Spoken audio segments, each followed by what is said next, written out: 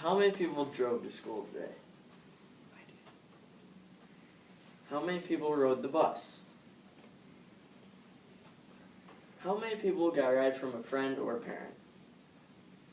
Alright, you see how cars and vehicles have become a big part of our life and our daily routine.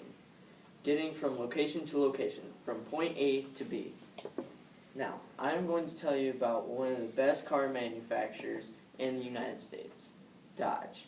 It started off with two brothers in southern Detroit growing up in their father's mechanic shop. They weren't rich, but not poor. They were the beginning of the middle class. Now, they grew up in a mechanic shop, so they knew a bunch about cars and lived their whole life growing up around them. So, growing up and getting into their business, they started making car parts. Mostly engines, transmissions, and your basic car parts. They were known for making some of the best engines in the entire country. They were even so reliable that they were hired by Oldsmobile Motor Company to make 2,000 engines. And they were so happy with them that they hired them the next year to make 2,000 more engines along with 2,000 transmissions.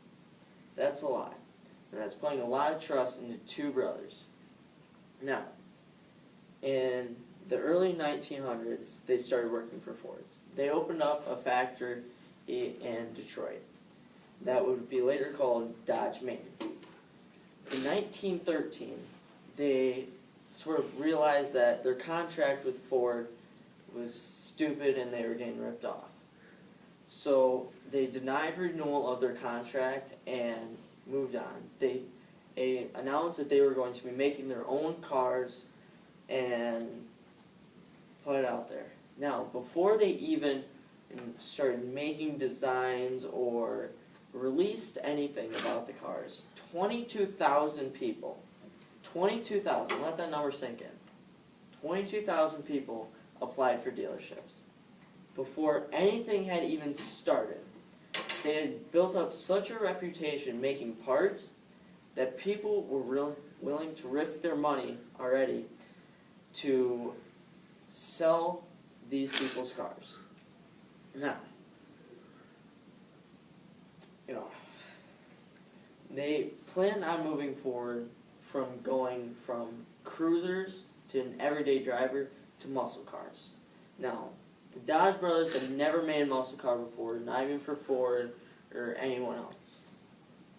So their main plan was make it loud, make it fast. And that's what they did. They had such good sales with them that they kept on doing them. It was so successful that they were known as the Muscle Car Company.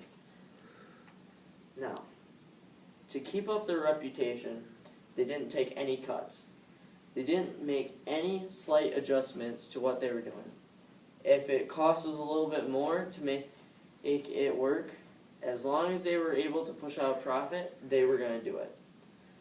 They made the best car parts possible. They had them, if someone else made better car parts, they wouldn't be like patriotic to their own. They would put those parts in their cars. They made them reliable, good, and fast, and loud.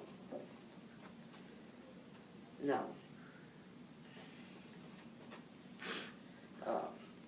in conclusion, they were one of the best family-started car manufacturers in the United States.